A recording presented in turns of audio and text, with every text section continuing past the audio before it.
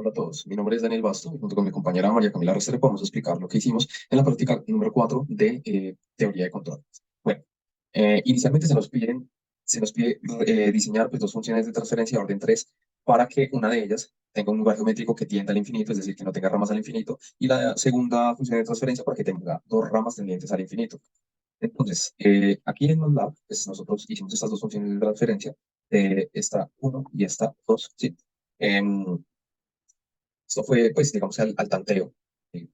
Al tanteo y, pues, bueno, nos dieron los resultados pues, para obtener lo que necesitábamos. Entonces, pues, simplemente lo corrimos. Ya tenemos el RL Tool. Cabe mencionar que, pues, esta herramienta de RL Tool nos va a proporcionar, o más bien nosotros le vamos a proporcionar a esta herramienta la función de transferencia en lazo abierto y esa función nos regresa, como tal, pues, el lugar geométrico, pero del lazo cerrado, ¿cierto? Es decir, esta herramienta cierra el lazo y pues nos proporciona como tal los lugares geométricos. Entonces, en primer lugar, pues aquí tenemos el lugar geométrico tendiente pues, al finito, es decir, no sin ramas al infinito, mejor dicho. Y luego vamos a tener el sistema con dos ramas al infinito. Listo. Entonces, primero pues vamos a analizar tal, la respuesta al escalón, la respuesta al impulso por cada uno de los casos y tanto para cuando yo le agrego un cero adicional y un polo adicional. Listo. Entonces, espero que eso lo pueda hacer, o más bien sea entendible, ¿sí? Porque vamos a anotar algunas diferencias, pues como tal, en el sistema. Diferencias en cuanto a qué. Pues digamos que con los ceros vamos a notar una diferencia en la velocidad de respuesta, ¿sí? Vamos a notar que aquí el tiempo, pues en algunos casos va a ser mayor, menor, ¿sí? Y además de eso, vamos a notar pues un comportamiento, digamos que distinto, pues en los distintos casos para la parte transitoria, ¿cierto? Además de eso, pues vamos a notar algunos cambios con respecto al sobreimpulso, pues hablando del escalón y todo eso, y las respuestas quizás también oscilatorias y todo esto. Bueno, entonces, inicialmente aquí en este sistema, que es finito, simplemente pues vamos a agregar un cero acá.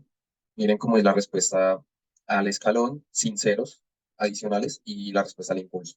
Entonces, si yo le agrego un cero por acá, lejos del eje imaginario, pues inicialmente, pues miran que va a tener un comportamiento, pues no sé, va a tener un impulso negativo inicialmente, pues como tal, aquí en la respuesta al escalón, ¿cierto? Un pequeño pico negativo acá en esta parte y luego sube y se establece, ¿cierto? El tiempo de respuesta en este caso no cambió mucho. ¿Sí? Cabe mencionar tampoco el sobreimpulso que se mantiene más o menos sobre 0,9. Y aquí en el impulso sí cambia un poco, pues porque teníamos una gráfica que venía acá, luego bajaba y se establecía, ¿cierto? Ya vamos a verificarlo eliminando este polo, este cero, perdón, este cero adicional. Entonces aquí la tienen, pues la que es normal, ¿cierto? Ahora vamos a ver el efecto de un polo que esté más cerca, de un cero que esté más cerca al eje imaginario.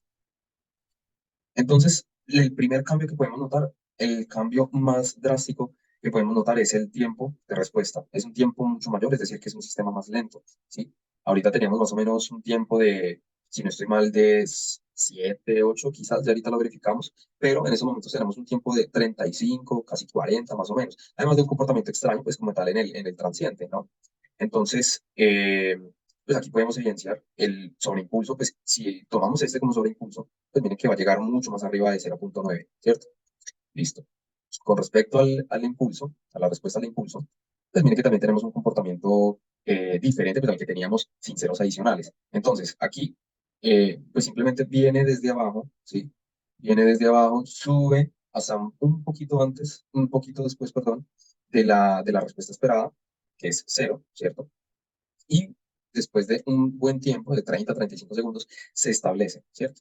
Eh, Se establece, se estabiliza el tiempo de asentamiento, tiempo de estabilización, etcétera, ¿cierto? Miren que por acá está.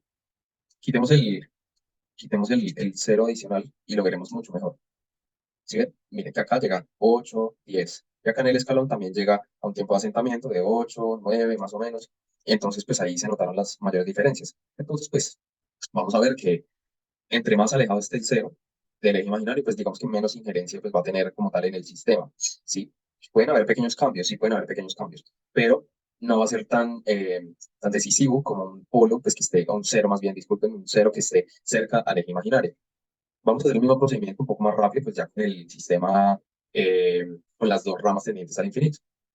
Entonces aquí colocamos un cero lejano al eje imaginario, no cambia mucho su respuesta al escalón, su respuesta al impulso es esta, le vamos a quitar el cero para ver cómo se comporta normalmente. Si ven, su respuesta no cambia mucho, de pronto las amplitudes de las oscilaciones pueden variar muy poco realmente, ¿sí? Porque también miren la escala que tenemos acá, entonces pues realmente la variación es muy poca. Eh, Fijémonos en el tiempo, ¿cierto? El tiempo tampoco fue muy, pues cambió mucho, pues, mejor dicho. Si lo agregamos aquí cerca al imaginario, entonces miren que aquí ya cambia, ya no hay oscilaciones, el tiempo, digamos en este caso, pues va a ser mucho menor y todo eso. Acá el tiempo, por el contrario, se vuelve mucho mayor, ¿cierto? Entonces, dependiendo pues también de las entradas, pues podemos validar pues cómo es el comportamiento, ¿no? Entonces miren que aquí este sobreimpulso pues llega a 0,9, ¿no? Vamos a quitarlo, vamos a quitar ese cero para ver cómo es el comportamiento normal. Entonces aquí lo tienen, miren que el sobreimpulso máximo llega a un valor de más o menos 0,375 más o menos, ¿no? Y el tiempo, mire, pues mire que es de 14, 16 más o menos. Y con el polo, con ese cero adicional, pues mire que el tiempo varía mucho más. Es decir, cambia y pues se va a extender mucho más. Cosa pues distinta que en este caso específico pues pasa con el impulso.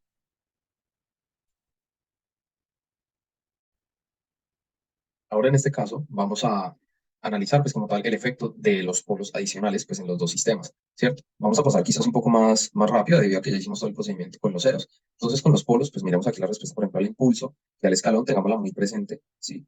Eh, esto, este polo adicional pues puede básicamente, eh, digamos que modificar algunas cuestiones, de pronto favorecer la presencia de oscilaciones y todo eso depende de dónde esté colocado. También pues tiene que ver o tiene que dar cuenta con el tiempo de respuesta, con el máximo sobreimpulso, ¿sí? Algo similar pues a lo que sucede con los ceros adicionales. Entonces, por ejemplo, aquí tenemos este polo que está lejano al eje imaginario para nuestro sistema finito y pues evidenciamos que no sea un mayor cambio pues en la respuesta al escalón, ¿cierto? Pues digamos que sí, o sea, se suaviza un poquito más esta curva y todo, pero digamos que el tiempo el time ripple, pues digamos que va a ser un poco mayor, ¿cierto? Pues digamos que esa curva se va a suavizar, pero no es un cambio supremamente notorio.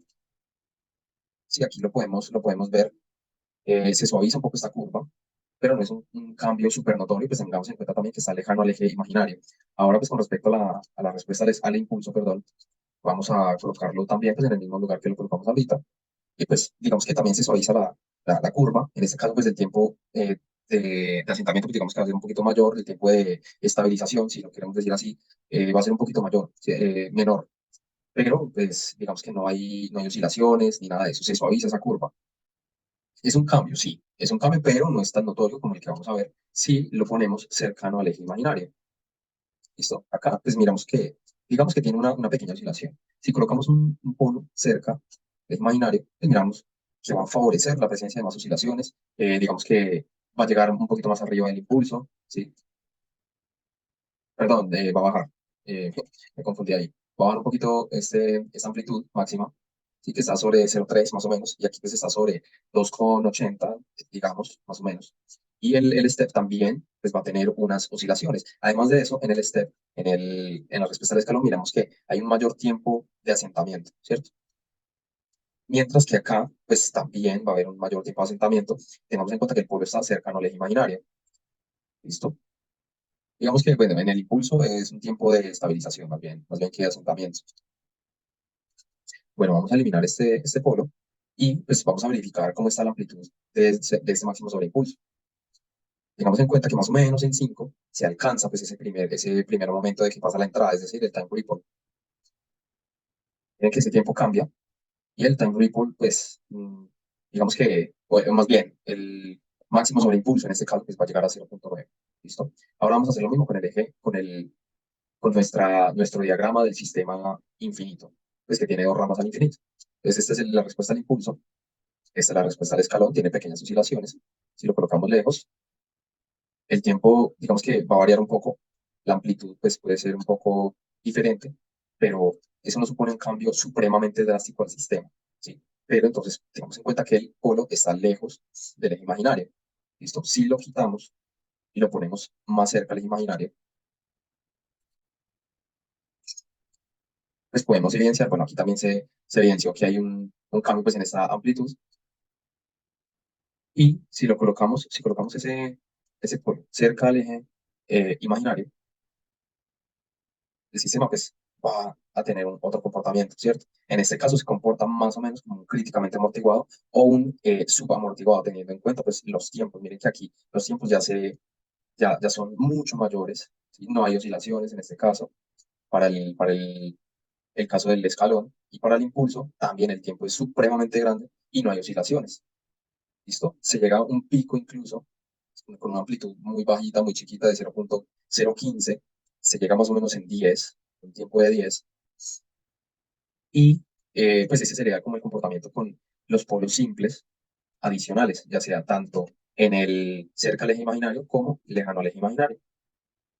Bueno, en el punto C se nos pide cambiar el valor de K posicionando los polos en lazo cerrado para obtener respuestas sobreamortiguadas, críticamente amortiguadas y subamortiguadas. En este caso, pues inicialmente, pues para el sistema que tiende pues con tendencia finita más bien, pues vamos a tener un sistema subamortiguado. ¿Por qué? Porque pues tenemos polos complejos conjugados, ¿sí? Estos dos polos complejos conjugados corresponden al sistema de segundo orden y este polo que está acá sobre el eje real corresponde al sistema de primer orden, pues para juntos, pues ser un sistema de tercer orden, ¿cierto? Entonces, pues bueno, acá la respuesta que nos da de una, pues el sistema con el comando de relocus, simplemente pues es un sistema sobreamortiguado, ¿cierto? Si movemos los polos acá para que simplemente tengan parte real y sean iguales, se me va a comportar como un sistema eh, críticamente amortiguado, ¿sí? Entonces, pues aquí podemos ver su respuesta críticamente amortiguada, que aunque tenga, o que si digamos su valor máximo sobrepase la entrada, pues digamos que va a ser críticamente amortiguado. Este valor que sobrepasa la entrada, pues tiene que ver también con el otro polo, pues al ser un sistema de tercer orden, ¿cierto? Entonces, sabemos que los críticamente amortiguados tienen raíces reales iguales, ¿sí? Entonces, ese sistema de segundo orden, pues aquí lo podemos ver que tiene sus dos raíces iguales, reales, ¿sí? Y pues esta raíz corresponde pues al sistema de primer orden, ¿no? Entonces, si movemos más estas raíces, pues vamos a tener un sistema sobreamortiguado. ¿Por qué? Pues porque simplemente vamos a tener dos raíces diferentes, reales diferentes, ¿cierto? Sin parte compleja, cabe mencionar. Bueno, entonces, pues este sería el comportamiento del sistema sobreamortiguado. Bueno, respecto al otro sistema, pues que tenemos ramas al infinito, pues solamente vamos a poder tener un sistema subamortiguado. ¿Por qué? Pues porque acá simplemente, miren que aquí no vamos a poder bajar el valor de K tal que eh, pues podamos colocar los polos digamos que en el eje real, ¿sí? Entonces no vamos a poder tener ni el sistema críticamente amortiguado ni sobreamortiguado. Hola, mi nombre es María Camila y les voy a hablar sobre estos puntos de la práctica 4 de control. Entonces, bueno, en el segundo punto nos dan esta función de transferencia en tiempo continuo y tenemos que entonces hallar los valores de K con el criterio de Roth para determinar la estabilidad del sistema.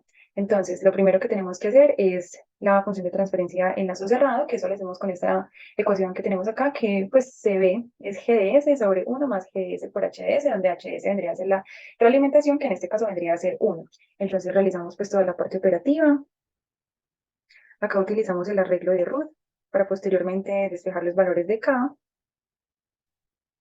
Y luego tenemos que el rango de valores de K para que el sistema sea estable está entre los K mayores a -2,5 y los menores a 7.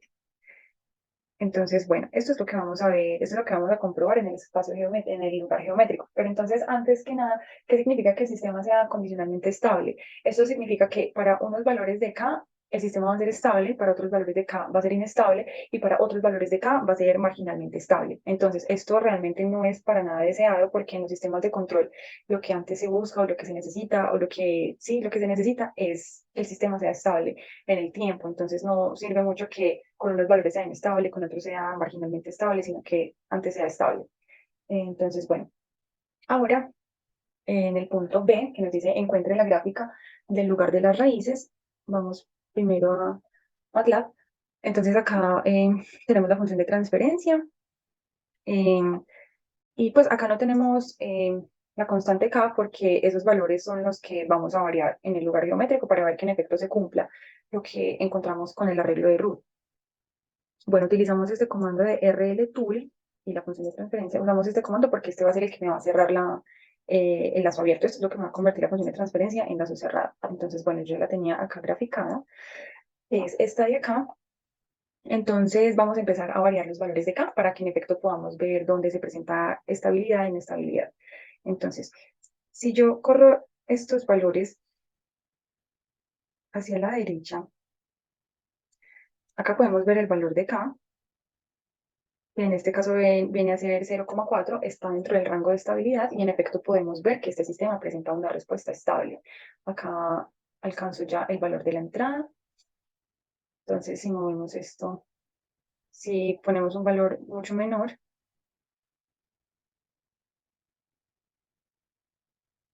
bueno, acá vemos que ya están valores muy pequeños. Este es el valor máximo que, pues sí, al mínimo que llega, que es 1,5 por 10 a la menos 11. Entonces vemos que ese valor está dentro del rango, el sistema se ve que tiene una respuesta estable en el tiempo y más abajo ya no llega.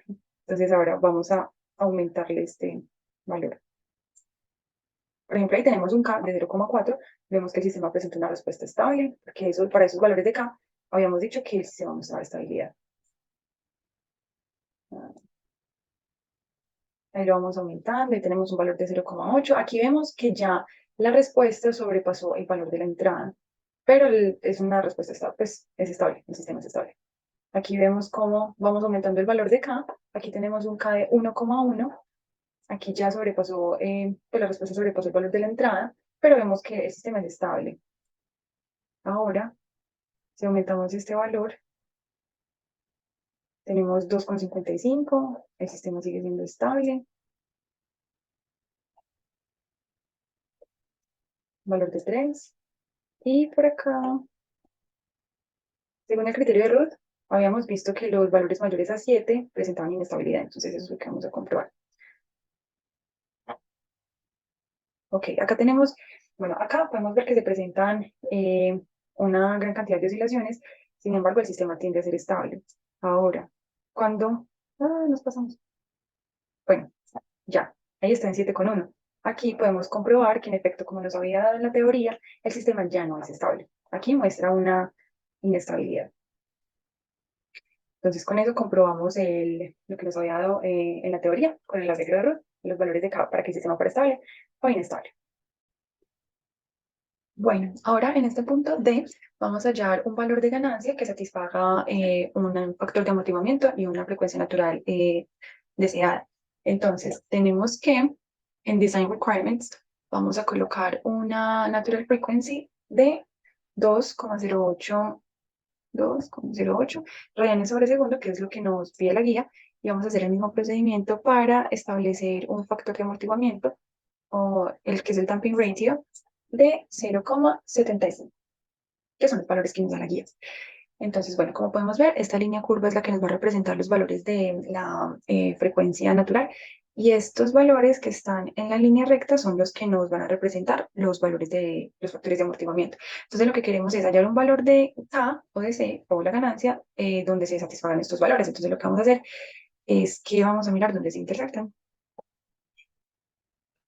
Entonces, primero le hacemos zoom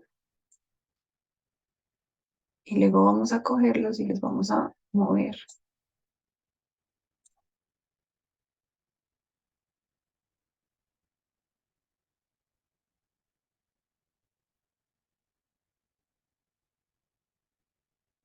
Bueno, entonces ahí como podemos ver es el punto de intersección.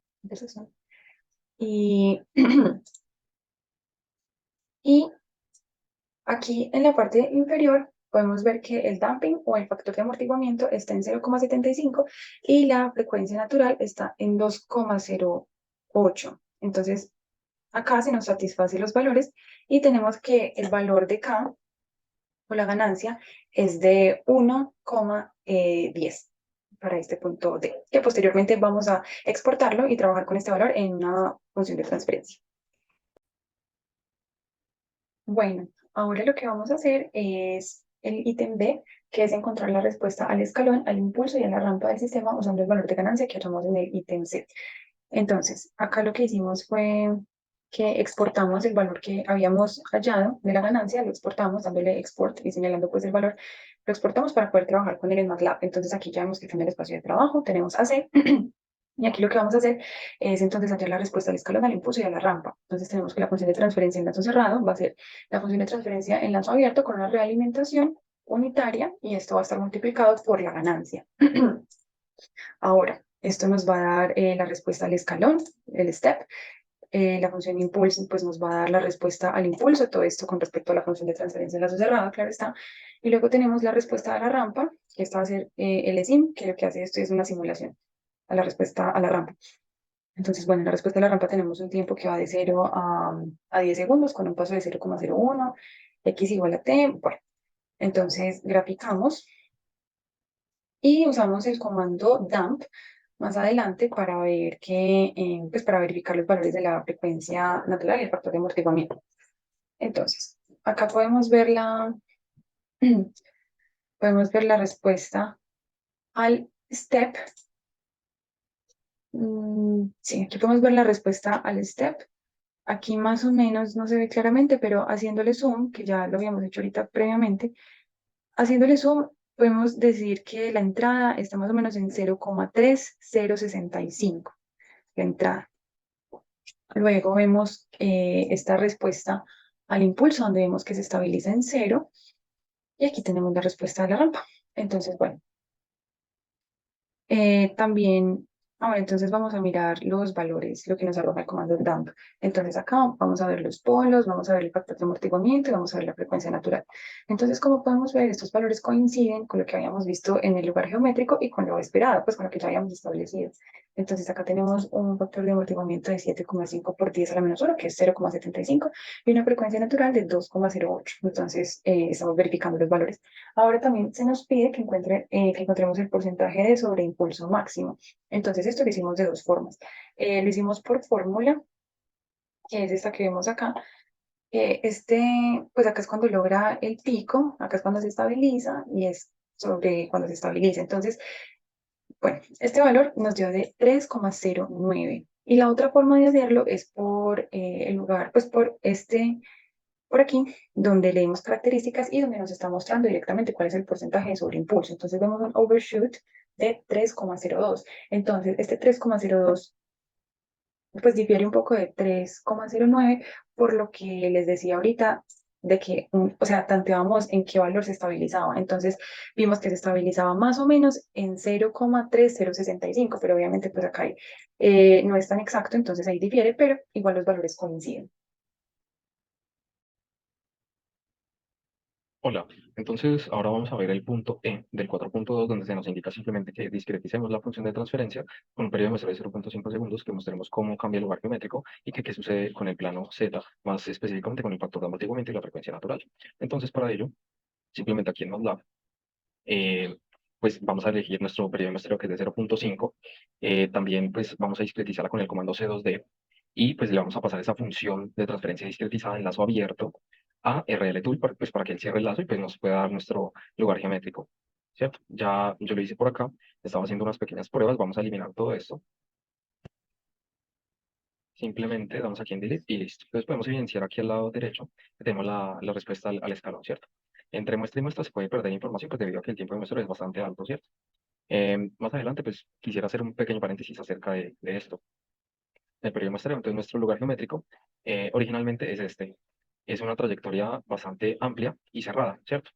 Y recordemos que en Z, pues cuando es el sistema discreto, pues vamos a tener una circunferencia unitaria y donde va a estar contenido, pues, en este caso, nuestro lugar geométrico y pues los valores para los cuales el sistema pues es estable, ¿cierto? Entonces vamos a ver si nos permite hacer el zoom como lo tenemos ahorita. Entonces, mira, acá tenemos este zoom.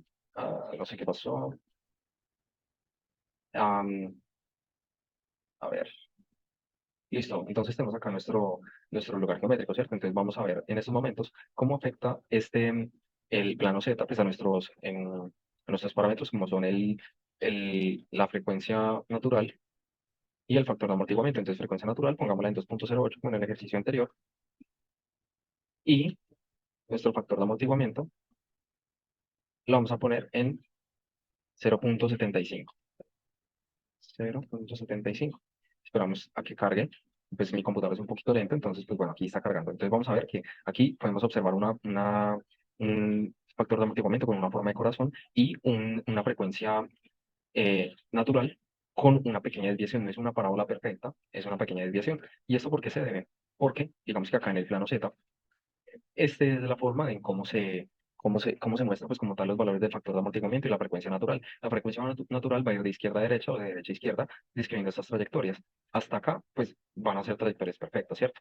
Circulares, curvilíneas. Pero acá, en 0.3, por ejemplo, evidenciamos que hay una pequeña desviación, ¿cierto? Y esa desviación se va aumentando a medida que va transcurriendo la frecuencia natural. Entonces ya llega por acá y hace esta trayectoria, ¿sí? Hasta llegar a esta trayectoria. No sé si se alcanza a ver, quizás podríamos decir que es una forma de lagrimita, ¿sí? ¿Cierto? Y lo mismo sucede con el factor de amortiguamiento. El factor de amortiguamiento va escribiendo las trayectorias que van de arriba hacia abajo, de abajo hacia arriba, como mejor se pueda apreciar. Entonces, va a escribir primero estas trayectorias curvilíneas, muy bonitas y todo, pero entonces después de cierto factor de amortiguamiento van a tener una pequeña desviación, ¿cierto? Y por eso es que nos da la forma como si fuera un corazoncito. En nuestro caso, nos va a dar el que está entre 0,7 y 0,8, que es más o menos acá, entonces viene acá una pequeña forma de corazón y se regresa. ¿Listo? Eso es en el eje Z, en el plano Z, ¿cierto? Mientras que el factor de amortiguamiento en el plano S, en el dominio continuo, pues simplemente pues va a ser esto, que aquí tenemos nuestro factor de amortiguamiento y él sigue esa trayectoria, llega al origen y digamos que, entre comillas, se devuelve, ¿cierto? Entonces, 0,64, por ejemplo, lo estamos mirando 0,64, entonces va a tener la forma de una V así, o si se puede decir de un Pac-Man quizás, o algo así. Mientras que la trayectoria de la frecuencia natural, pues simplemente va a ser curvilínea, ¿sí? De derecha a izquierda, va a ir aumentando, ¿sí? Entonces, por ejemplo, nuestra frecuencia natural de 1, trim, aquí tenemos una circunferencia pues perfecta, ¿cierto? Además de eso, MATLAB nos indica lo siguiente, que en tiempo continuo la frecuencia natural es simplemente el módulo de S, es decir, la magnitud, ¿cierto? De S. Y que además de eso, el coeficiente de amortiguamiento va a ser menos el coseno del ángulo de ese S, ¿cierto? Mientras que en el tiempo discreto, pues vamos a tener, aquí va a aparecer un logaritmo natural sobre un periodo de muestreo, ¿cierto? Y esa va a ser la magnitud que va a equivaler a la frecuencia natural, ¿cierto? Entonces, todo esto pues va a hacer que el sistema se comporte de una forma distinta, o al menos las formas, pues, digamos, sean distintas, pues, en frecuencia natural y en coeficiente de amortiguamiento. Luego, entonces, en coeficiente de amortiguamiento vamos a tener que va a ser menos el coseno del ángulo del logaritmo natural de z, es decir, pues una forma pues, distinta a lo que estamos acostumbrados. ¿Listo? Es por eso que pues nosotros tenemos acá en el plano z pues estas formas. Ajá, simplemente pues a modo de aclaración, simplemente vamos a evaluar cuál es el efecto del tiempo de muestreo cuando tenemos los sistemas discretos, ¿cierto? Entonces, por ejemplo, aquí indicamos, más bien vamos a evidenciar que tenemos el sistema continuo, ¿cierto?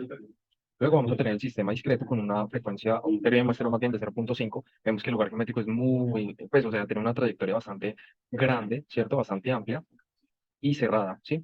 Luego, eh, si aumentamos ese periodo de muestreo, bueno, no, más bien lo disminuimos a 0.1, pues el sistema pues, se va a ver mucho mejor acá, ¿sí? En la respuesta al escalón, pues aún se va a ver así como una escalerita, pues van a ver algunas pérdidas de información.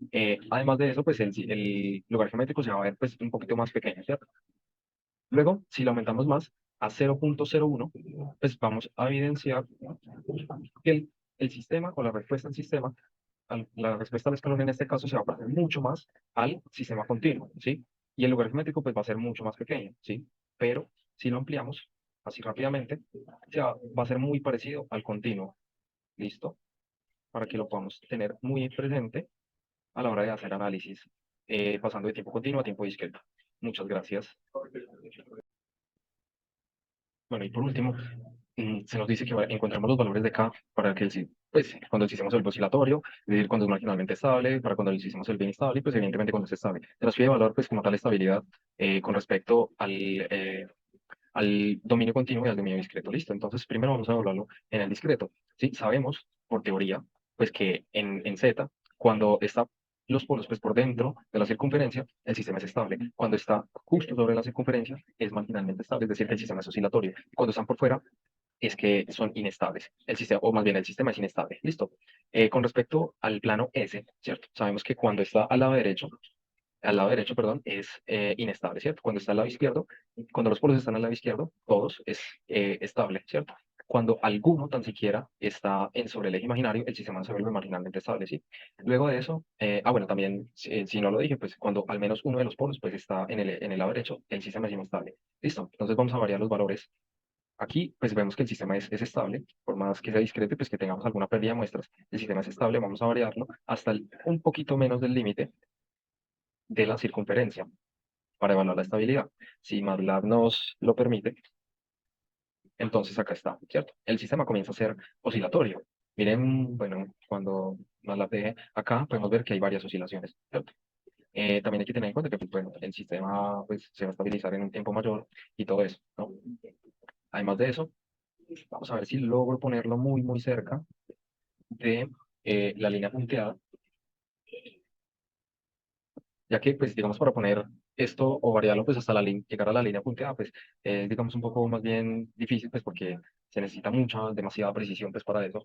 Eh, entonces, pues, no deja, ¿cierto? Pero, pues, así, pues, variándolo, podemos evidenciar que el sistema se va volviendo cada vez más oscilatorio, ¿cierto? Aquí está cerca, pues, digamos que al límite, vamos a ver cómo nos da la gráfica. Al parecer nos pasamos un poquito, ¿sí? Porque el sistema ya se inestabilizó.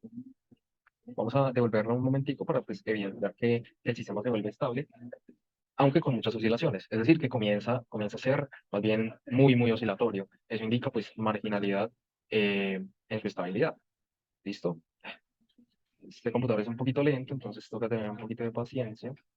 Vamos a ver si logro colocarlo adentro. Esperemos a que cargue la gráfica, listo. Acá entonces evidencia, pues como tal, cuáles son las oscilaciones, ¿cierto? Entonces, entre más se vaya acercando pues a la línea punteada, pues más oscilatorio va a ser el sistema, ¿cierto? Entonces, es para que lo tengamos en cuenta. No alcanzamos a ponerlo como si fuera marginalmente estable, pues porque por cuestiones de precisión, pues como tal. Y además, pues, como se dan cuenta, pues el costo computacional, pues en mi caso, pues es bastante, bastante alto, el computador se pone muy lento y todo. Entonces, pues bueno, lo podemos ver de esta forma. Para el plano S, es decir, en tiempo continuo, sucede lo mismo, como ya mencionamos al principio, entonces al lado derecho están los sistemas estables.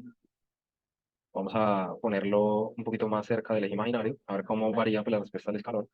Eh, tiene que oscilar pues ya bastante más, ¿cierto? Miren que aquí oscila mucho más. Voy a ver si lo logro colocar un tricito más cerca del eje imaginario. Si MATLAB nos deja, y mi computador no se tuesta. Si lo voy colocando más cercano al eje imaginario, se va haciendo más oscilatorio, ¿cierto? Si me llego a pasar así sea un poquitico hacia el lado derecho, el sistema se inestabiliza. Aquí lo estoy corriendo un poquito más hacia el eje imaginario y hay más oscilaciones. Aquí tampoco se logra colocar plenamente sobre el eje imaginario. Aquí creo que nos pasamos un poquitico y observamos que el sistema se inestabiliza, ¿sí? Entonces, si se ya pasan completamente acá, el sistema pues ya está completamente pues inestabilizado, ¿cierto? Es decir, que en un tiempo teniente infinito, pues el sistema no se va a estabilizar, al contrario, pues va a tender a desestabilizarse cada vez más, ¿cierto? Y eso sería todo. Entonces, recordemos que cuando está en el límite de la circunferencia, en el plano Z, es marginalmente estable, es decir, se vuelve completamente oscilatorio, aunque no alcanzamos a verlo acá, pues por cuestiones de precisión. Y cuando está sobre el eje imaginario en el plano S, es completamente pues, oscilatorio también, pues marginalmente estable, solo que también por cuestiones de precisión no lo alcanzamos a ver acá. Muchas gracias.